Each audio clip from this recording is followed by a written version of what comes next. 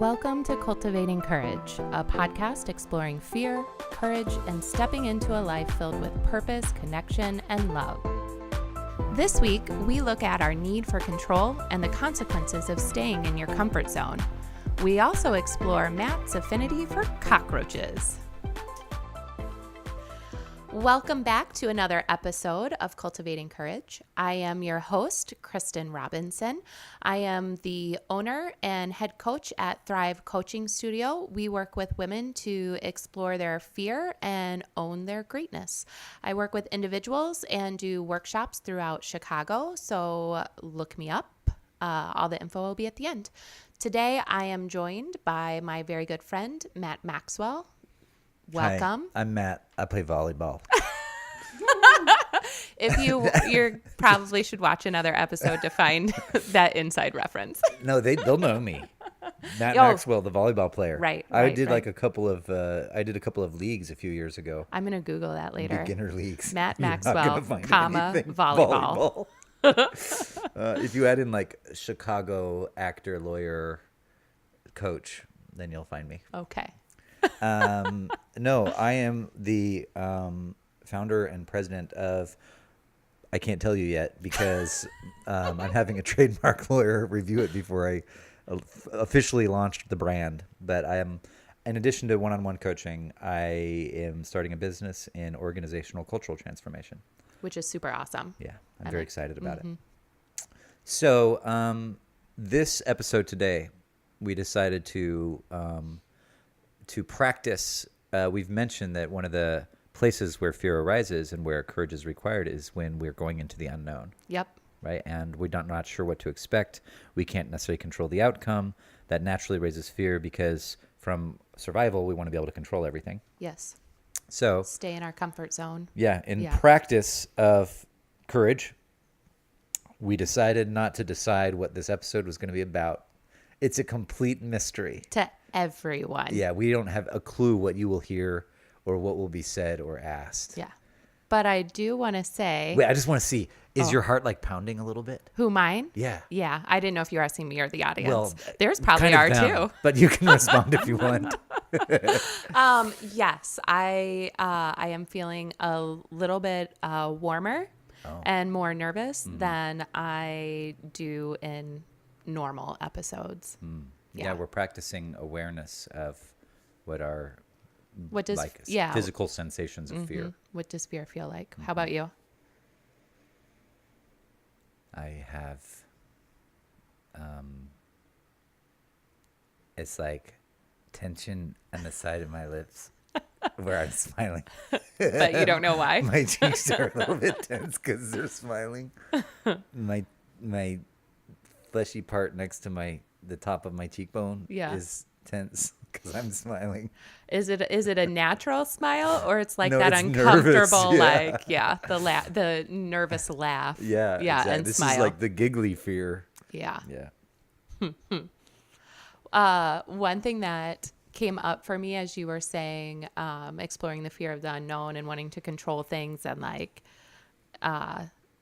your comfort zone. Yeah. I think one way to kind of cultivate courage and practice is to just expand your comfort zone.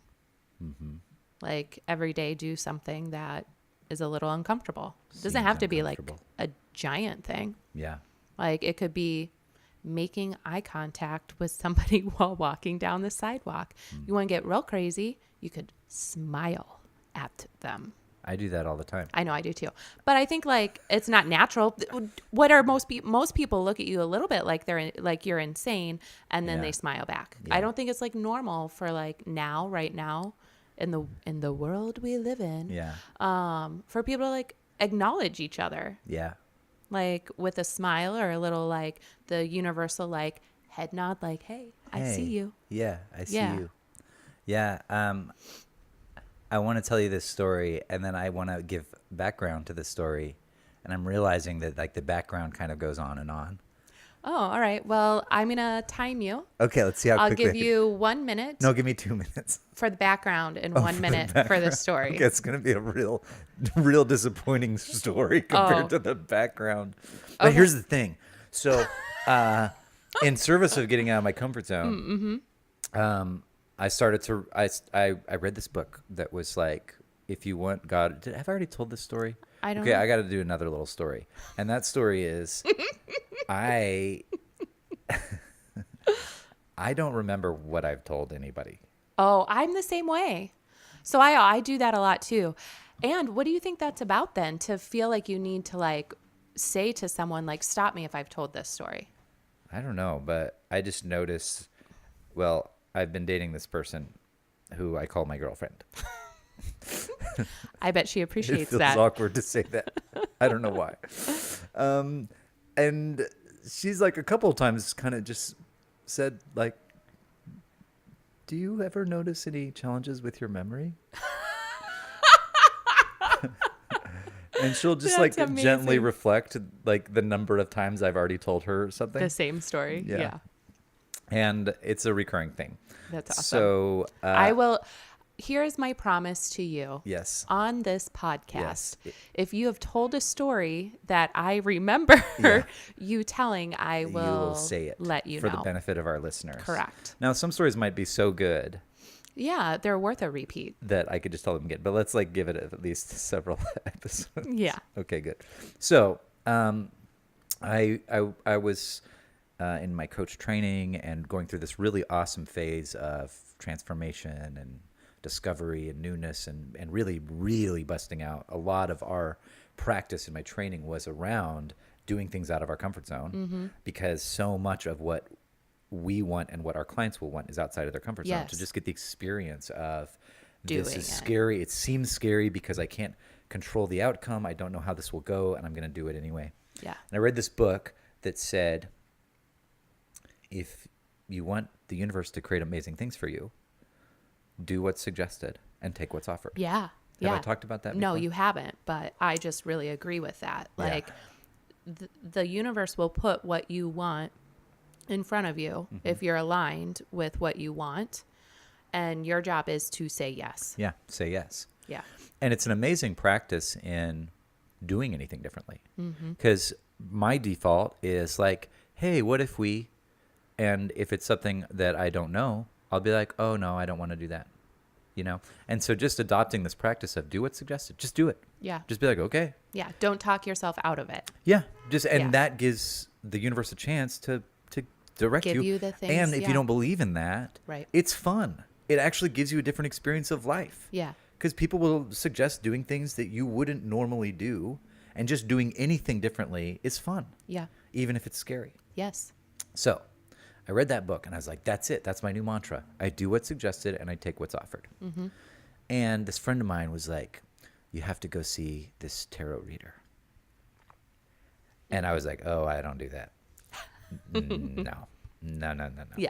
And I think I've mentioned that I was raised Mormon. Yes. And so the like Mormon part of me, which doesn't really control a lot, but there's still a lot of background Sure. there about from my upbringing. And it's like, no, tarot, that's like devil shit. Right. Witches, and Yeah. the evil, devil like and- devil shit. yeah. I mean, that's like scary. voodoo Maybe nonsense. there is power there. Maybe there is spiritual power, but it's dark and scary and evil. Yeah. So that part of me is like, oh, no, that scares me. And at the time, I was like, kind of in reaction to my upbringing, basically atheist or like agnostic technically, but way on the side of atheism. Yeah. And so anything spiritual creeped me out because, On either side, dark yeah, or any light. just spiritual, like, what if they, Right. and I'm very skeptical because I'm just like, no, none of that's, it's all made up. You know, there's all these psychology research about the horoscopes and how we think they're perfectly attuned to us, but like everybody that reads that thing thinks it's just for them. Yes. And anyway, so there's all this Wait, skepticism it's about it. not just for me? Well, it might be. I don't know. Now I'm just like, who knows? I don't know. So anyways, she's like, you got to go see. I was like, no, I don't. Yeah, I'm not. But I had this mantra. Right. I do what's suggested. And she's like, trust me, this person is different. Can I just say who it is? Amara. Her name's Amara. She's awesome. She's in Chicago. Look her up. So for a while, I was just like, okay, yeah, thanks. She's like, no, trust me, she's different. There's just something really powerful about speaking to this person. Interesting. And I was like, okay, well, I mean, what have I got to lose? Right. If it's just somebody making some stuff up, fine. Right. And who knows? And Right. so it might have meaning for you. Who knows? And I've opened up a little bit to whatever like spiritual truth is behind that. The person who I sat with was extraordinarily intuitive about me and about where I was at emotionally and energetically in my life. And anyways, I went and had this really powerful experience, and it was crazy. And like the skeptical lawyer, logical, I teach LSAT, like I'm very logical when I want to be, was like astounded by how closely the things she said reflected my life as it was in ways that wouldn't have been immediately obvious. So I had this really powerful experience, and it was very empowering for me too. Not just in like the predictions, but just reflecting what was happening in my life. So the point of this story is that was really powerful for me, and I went back maybe 9 months later and had another reading, and it was also very powerful. And one of the things that she said was that it was like time to open up a new energy for me, because I had been kind of dark, just been like a really dark, sad place for a long time. And she said in the tarot reading, there was something about just like purposefully, intentionally changing my energy to more like light and humor. And so I started taking on some practices that were just like, just to change my energy, just intentionally change it. And one of those was to listen to comedy, Spotify playlists that just have like 5-minute little blurbs from comedians' stand-up routines. Which I have never done. And some people like love that, but I've never done that. And it was, for me, it wasn't like I'm doing this because I love it. I don't think of myself as someone who loves to listen to those. But I would laugh when I listen to them. They're funny. And I would just giggle. And so I'm on the bus or I'm walking around town and I got my headphones in and I'm just like giggling when I listen to these. And I do it all the time now. And the whole point of this story is the like looking at the stranger.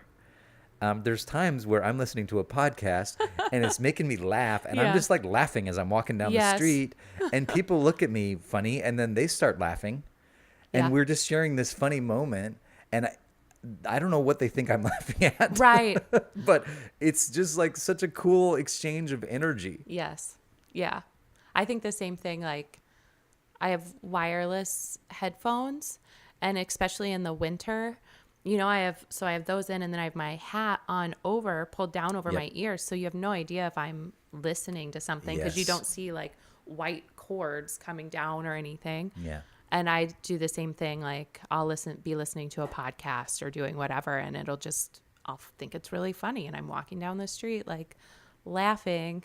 It's like, hey. But I do think like there's something about like we definitely bounce energy off of each other. Like 100%. So practicing ways, you mentioned maybe it's just like making eye contact with someone, intentionally getting out of our comfort zone. Expanding. Just doing something that seems uncomfortable. And there's like uncomfortable where there's like actual maybe physical danger. Okay, fine. If you don't want to do that, cool. But there's like a ton of things that have like logically, if we look at it, we're like, there's no real ramification, or maybe there's a potential thing, but basically they're just unknown. We just don't want to do them because it's like, well, I haven't been to that restaurant. I want to go to Chili's, because I know what's on the menu at Chili's and I know what they have, and so I want to go to Chili's. I don't want to go to that restaurant that I've never been to. Or to take it a step further, I really want to go to this new restaurant, but none of my friends' schedules are matching up with mine. So I'm not going to eat by myself. Oh yeah. That seems uncomfortable. Like, I think that's hard for people. Like, I want to do this thing. No one wants to do it with me. And so I'm just not going to do it. Versus being like, I really want to do this thing. So I'm going to do it. And I'll but it seems uncomfortable. For you, that's outside of your comfort zone. For a person, it might be. For a person, it might be. I mean, it's still a little bit. It used to be way outside. But now I think I've done it enough times that it's it's less unknown. Like what I'm doing is still unknown. Yeah. But now I'm kind of like, I want to do this thing, so I'm going to go do it. Like, I'm not going to wait for all y'all to have free time. I just had this idea that it would be really funny sometime to go to like a really romantic restaurant on Valentine's Day by yourself. And like cry. Oh. Just like sit there crying. You know? Just like make everybody else super uncomfortable. I don't know. I just have this image of like, you know, that would be like the last thing we would do. Yes. Like, I don't know why you would do that. I don't know. That seems kind of sad and macabre now that I actually say it out loud. But in my mind, when I was thinking about it, it seemed funny. Maybe like as a sketch of some Yeah, kind. as a like, sketch. Well, kind of as a maybe not sketch in or real just like a life. practice in out of your comfort zone. Yeah. I don't know. Actually, I don't know that I just could doesn't make sound myself nice. cry. Like, I could go eat by myself on Valentine's Day. That wouldn't be a problem. Yeah. And I think even just, I think for a lot of people, seeing someone alone at a table on Valentine's Day, Makes them regardless sad. of whether or not they're crying, Yeah, would be sad would enough. make them uncomfortable. Yeah. Yeah. Well, maybe you could just look sad. You don't Sure. actually have to have tears. Sure. I can look. You'd win from tears. Oh, that's pretty good. I'm just going to kind of like look down.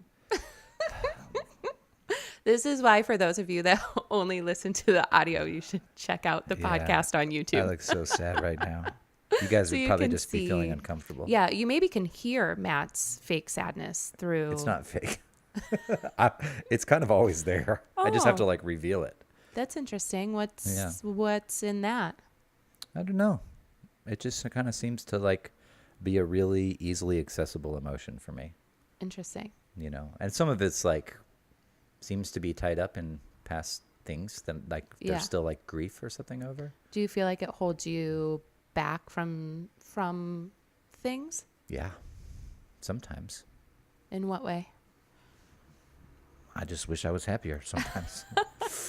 And I'm not. I'm just Yeah. sad sometimes. Yeah.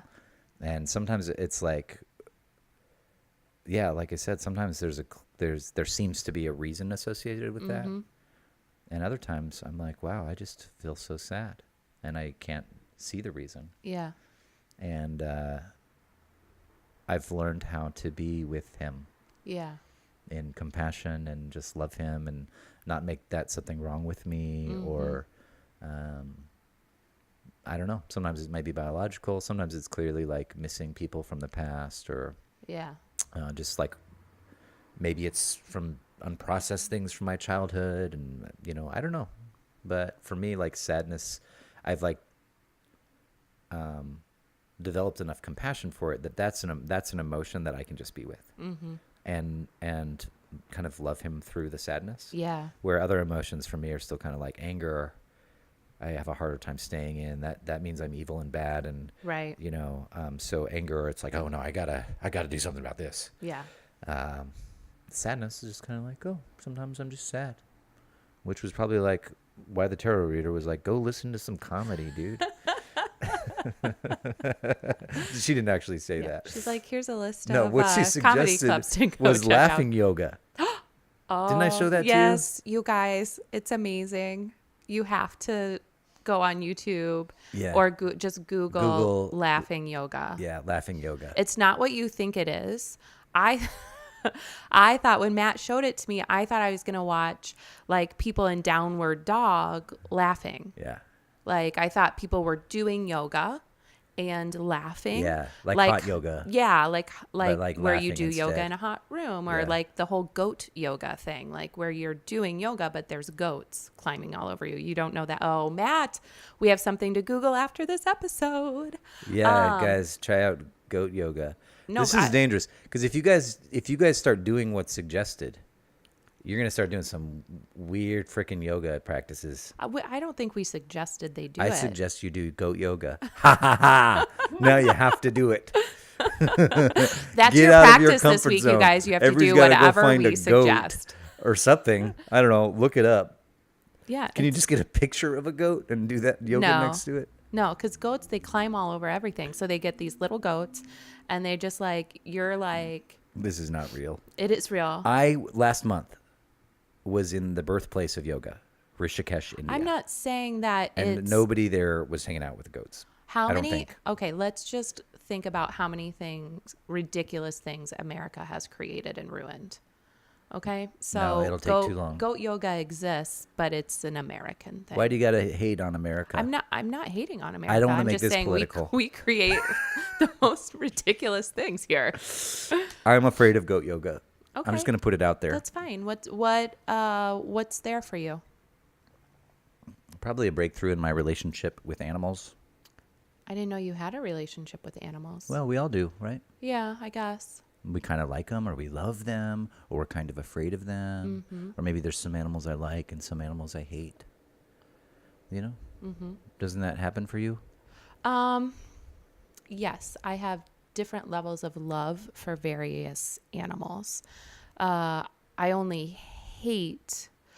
really hate any animals, Are you afraid of it? but I'm terrified of mice.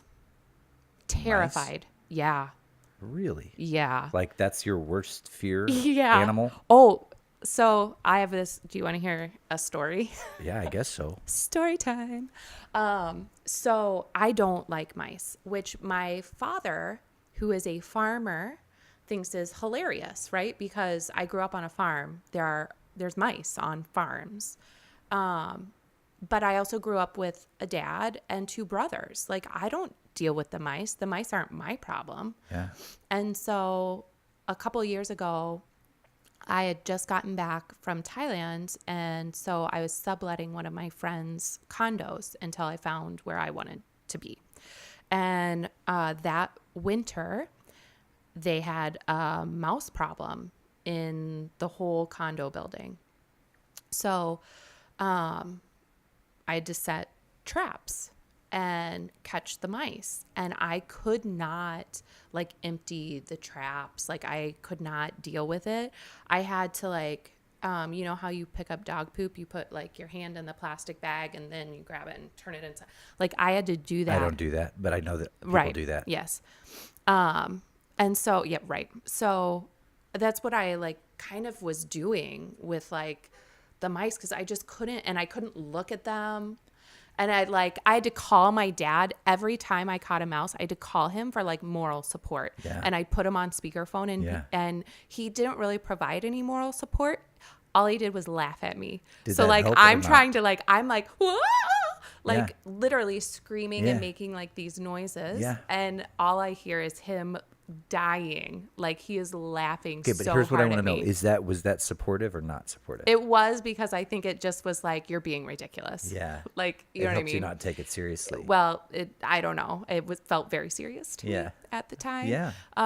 But it also like was just like, it did help, I think, to have him be like, I don't understand why you have such an irrational sort of like feeling Yeah. towards a mouse. Like, it's just little guy, little guy. I love this story in like 18 different ways. I love it because I think it's funny to think of you freaked out over a mouse. Oh no, I'm the girl that like, if I were to see a mouse like in my apartment right now, Yeah. I mean, I'm already in a chair, I would probably stand up on the chair, even though I'm in a chair, and be like, oh my God, oh my God, oh my God. Like, Yeah. "Ah!" Yeah. Like, and then luckily you guys are here. Yeah. And so I'd be like, can one of you, Yeah. but we wouldn't be able to catch it probably. And then I'd be like, oh my God, I have a mouse and I have to set a trap. And then what am I going to do? Like when the mouse gets stuck in the trap, and then Yeah. I have a whole nother set of emotions about like killing the mouse. Yeah. Like I feel bad about Of that. course. And I hope that it's like an instant sort of thing. I don't feel Yeah. bad enough to not do it and not set the trap, Oh. but I feel bad. Like, and I hope it's like a done and over with real Yeah. quick for them. Yeah. I have a lot of emotion around mice. Oh yeah. Yeah. Wow. That's so interesting. And I just love it. No, I don't know why you're laughing. I think it's Matt really just interesting. said exactly what all of our listeners were thinking. When is this mouse story going to be over? No. Because I don't know if you guys are. For me, there's a ton of gold in this story, right? Because hearing about her with mice, which like I don't love, and I suppose if I saw mouse scurrying, there'd be like a little leap of adrenaline, like Right. oh, okay, oh, I guess I'm okay, right? Mm-hmm. But it's cool because, hearing about that, Like, we probably all have with animals or relationships or work or hobbies that we really want to do. We've got like crazy fears. Oh, I Yeah. could never do that. Right. Money. Never. We were Oh, talking no, about. that's way too right. And it's probably equally illogical. Like, what is a mouse gonna do? Right. 1,000 mice crawling all over your body, you'd probably still be safe. They're not gonna hear you. You got to put up your mic. She's making these noises like, oh. No. Oh. The point is, logically speaking, it might be really uncomfortable. Yeah, your body would react to it, but like, what are they gonna do? Nibble your? Yes. No. They might. No. You would Are stand they up and be trapped? like, "Get off of me." Well, are we trapped? Like, are they Why Well, are they? no, If we're no, not trapped, why are they no, crawling you're- on me? no. We must be in a small space if they're Okay, crawling okay, on me. My point is, that's not going to happen.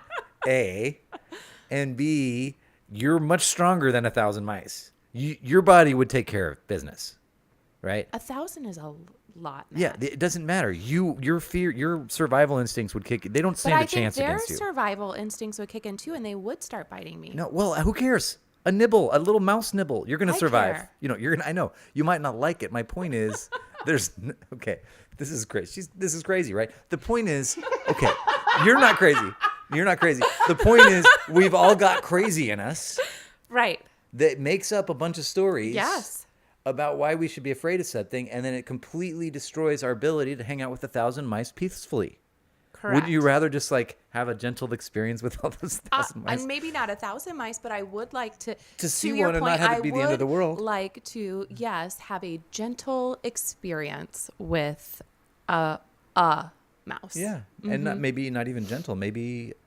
I mean, when Maybe I you should see, get a pet mouse. You see a. Stop it. I should when not. you see a porcupine or a possum or. Possums are icky. Okay, when you see a baby monkey. Aw. Yeah, see? Wouldn't you rather have that experience with a mouse and just be like, oh? Yeah, I It would be great. would.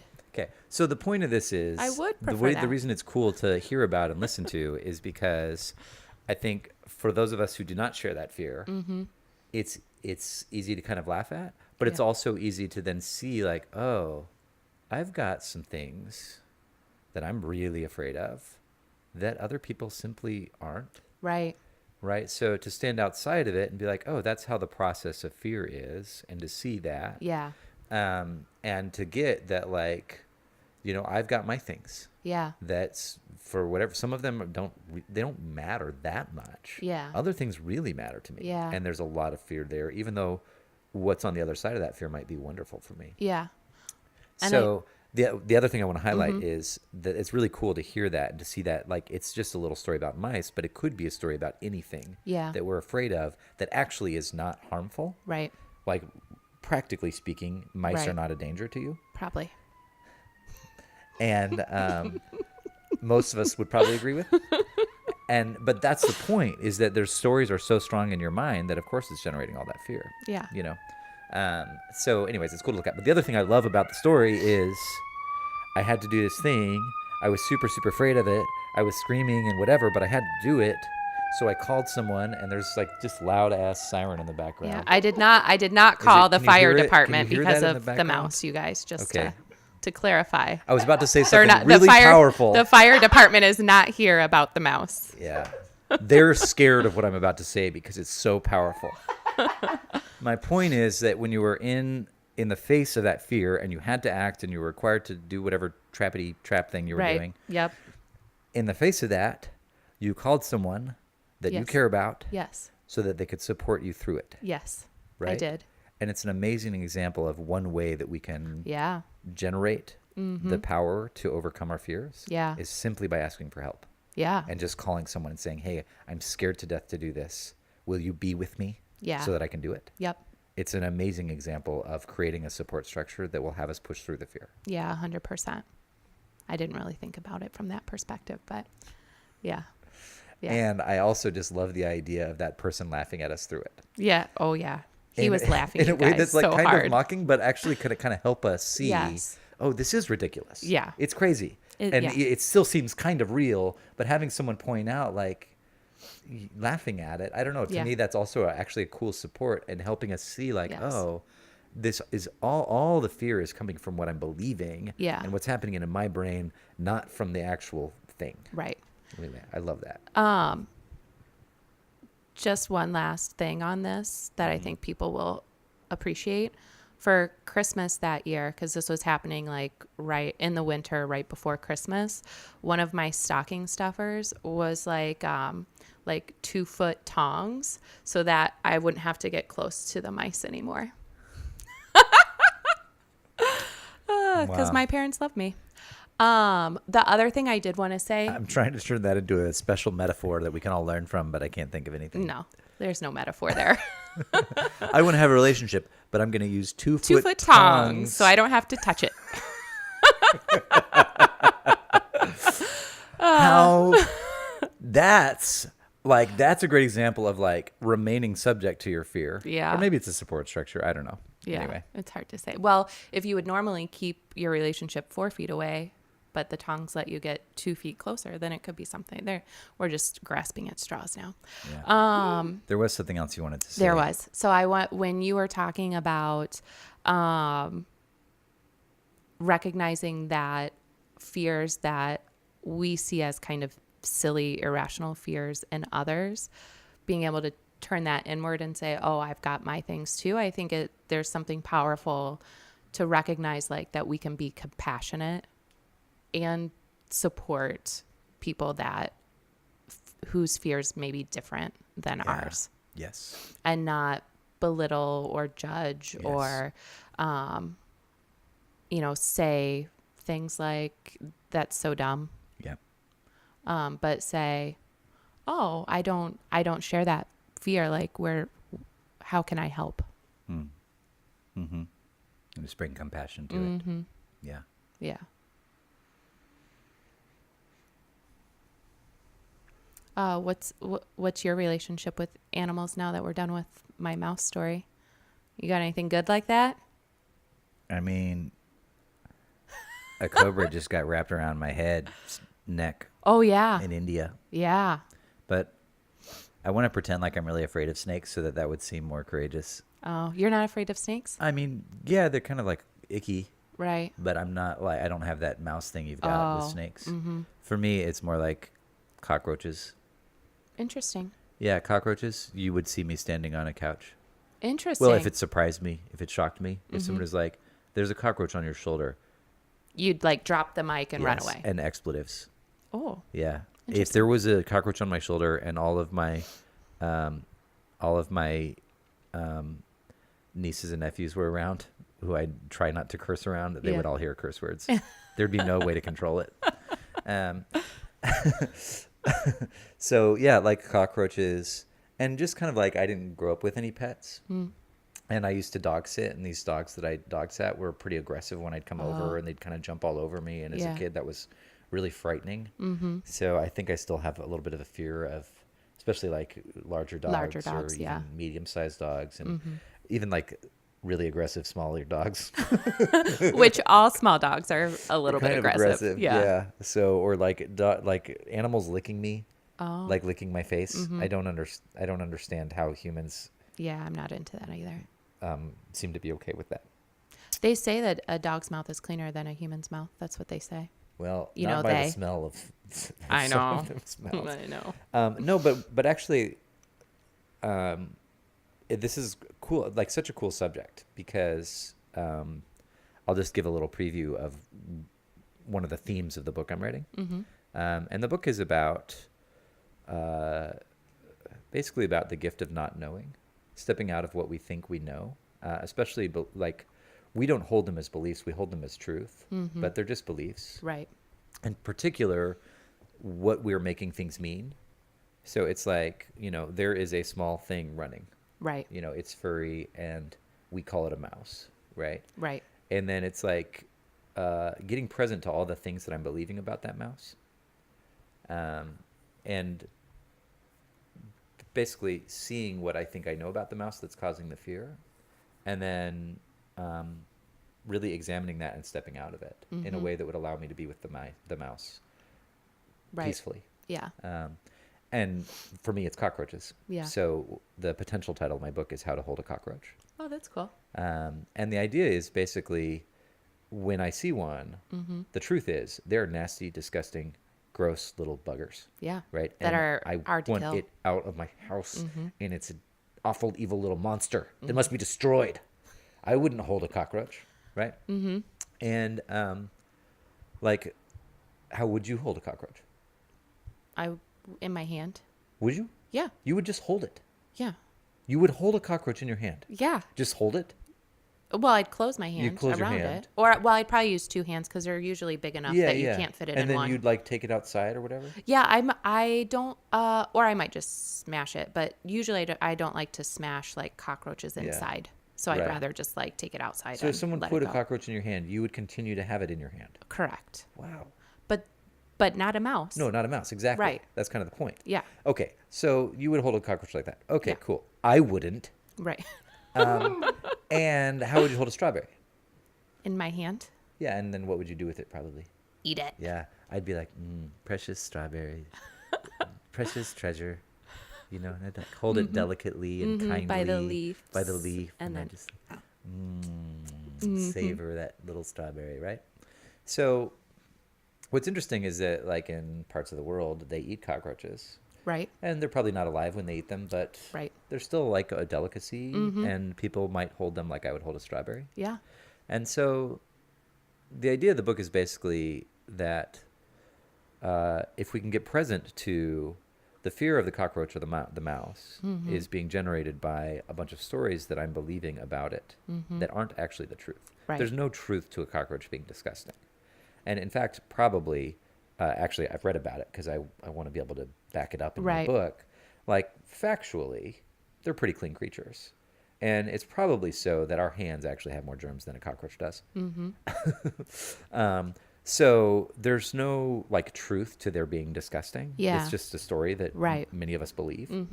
And for me, when I look at how I got that belief, like it's really clear. My mother screamed every time she saw a cockroach growing up, and we lived in Houston in the woods where there were lots of them. Yeah. So, so anyway, the point is, if I can start to see that my fear of the cockroach is being generated by my beliefs of the cockroach, not what it actually is, Right.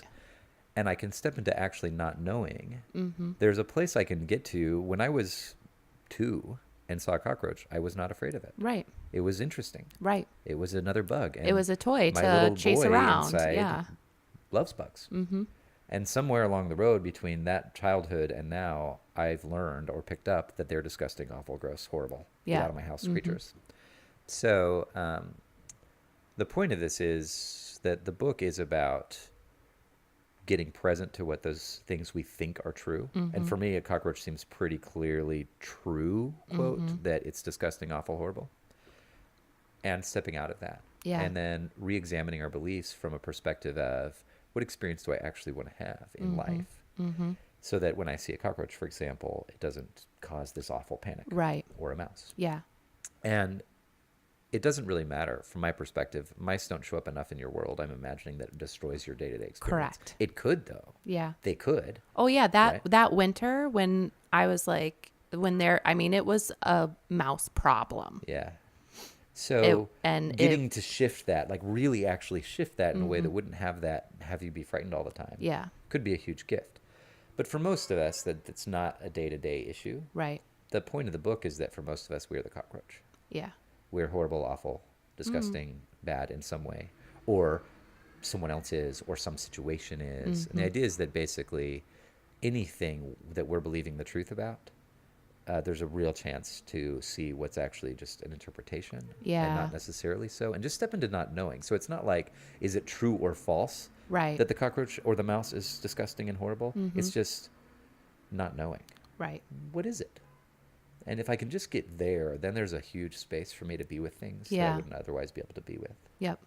So, and then from there, I might generate beliefs, create beliefs that are not based on what is true. So, because there's no truth of a cockroach being disgusting. Yeah. That's disgusting is just an interpretation. Right. You know, and instead generating beliefs that are based on the experience I want to have. So what I want to have when I see a cockroach is like, oh, there's a sweet thing, and I want to feel at peace with it and be okay with it. And maybe I still don't want it in my house, Right. but I might just gently pick it up and caress it all on its way out to its New home. new home. Yeah. Yeah, its habitat outside of my home. Yeah. So that's what my book's about. Yeah, I also really love the idea and the fact that we kind of use these animals and bugs to talk about fear in a way that feels more safe, I think, than talking about, fear of money or fear of leaving a job I don't like, or fear of, what my relationship could be, or whatever that kind of, I don't want to say bigger fear, because fear's fear, but I think this was a really fun way to explore fear in kind of a safe way that is still very relevant to things that come up every day for us. I'm excited for your book. Yeah, it's going to have lots of awesome stories, and for some reason, it's really, like I said, there's like a dread when I sit down to write it, and I think it's a dread that's meant to be overcome, not to be listened to. Yeah.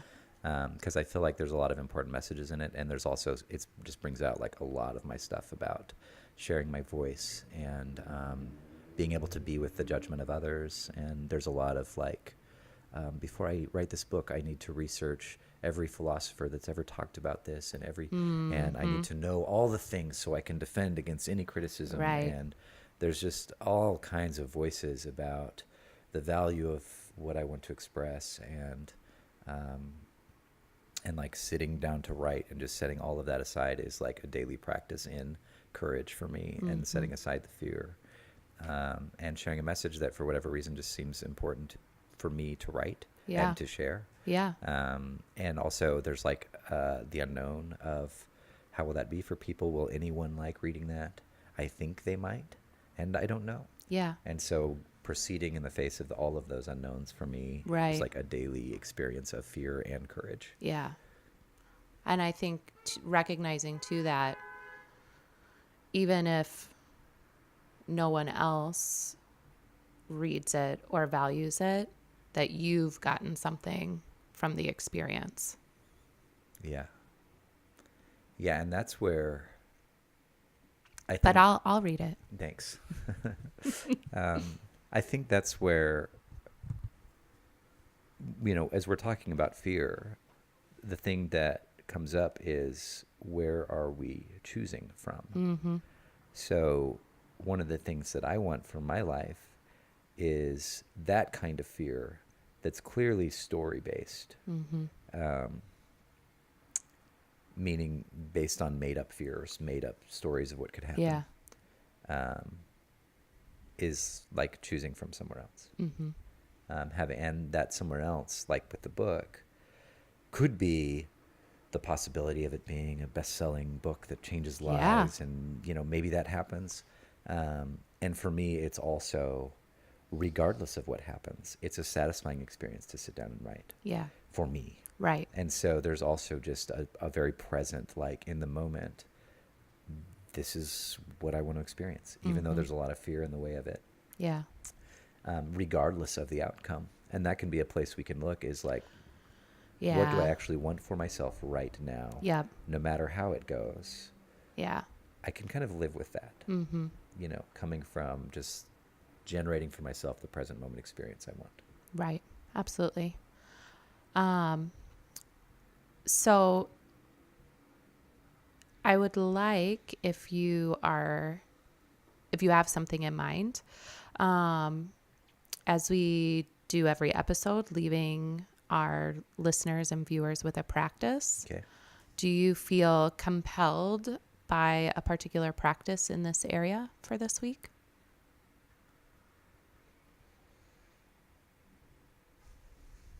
Well, for me, what I'm noticing for me is I think it's a great time to practice noticing the fear that's present in some of the things that, from my heart, I know I want. And there's fear in the way of them, and I know that fear is there. And I think the practice for me is doing it anyway. Yeah. I think there's a possibility of getting to the kind of depth of the fear and seeing what it is and actually freeing ourselves from the fear. Right. So that we can just act without fear. Like it's just not there. Yeah. And there's also I feel fear here. I don't really know why. I haven't cleared it out yet. And I want to do this anyways. I know I do. So I'm going to act in the face of it. Yep. So for me, that's going to be in my writing. Since Okay. that's what we've talked about. I really do want to write this book. And when I sit down, there's a lot of fear. And I'm going to keep writing. So maybe it's notice something in your life that generates fear, but that's also something that you truly want, you want in your life, and have the courage to act towards that thing in the face of the fear. Yeah. I absolutely love that as a practice for this week. Okay. Okay. Good place to end. Yeah. Thanks, everybody. Yeah. Thanks, everybody. So, thank you for tuning in for another episode. We appreciate you. If anything came up for you or resonated with you and you'd like to get in touch with us, please do so. You can find us at cultivatingcouragepodcast.com. You can also find Matt. Just look up my book on Amazon if it's like 6 months or a year from now. Hopefully when you're listening to this, you'll be like, oh, that was back I when he remember hadn't that finished one that time. book. Yeah. Yeah. Or you'll be like, hey, where's your book, dude? No, if you guys are listening to this and my book's not out and it's like 6 months or a year from now. What date would that be? My book will be published by fear. Let's say my book will be published by September 30th, 2019. Amazing. That's too much. By the end of 2019. Why? I don't is know. it too I don't know. much? Okay, I'm keeping with that. Shit. Okay, I'm just going to be with all the fear that's being driven up just by talking about it. I like it. But truly, hopefully, people will listen to this at some future date and be like, oh. Yeah. Well, and when the book is published, there'll be a link. We'll add a link to this episode down below so you can get to it. Yeah, it's going to be awesome. Yeah. Okay. So, but for real, where can they find you now? Just look me up on Instagram. Follow me, Maddie Maxwell, Matty. And other stuff's forthcoming. So check it out on the website. Yep. And you can find me also on Instagram. I'm at Robinson Kristin, Kristin. Or you can also find me on my website, thrivecoachingstudio.com. Please leave comments. Please subscribe wherever you're listening or watching us. Our goal is to build a community. So leave comments. We'll get back to you. Support each other in your practices. We want to hear how they're going, what's coming up for you as you are bold and courageous following your dreams. Yeah, thanks, All right. guys. Thank you.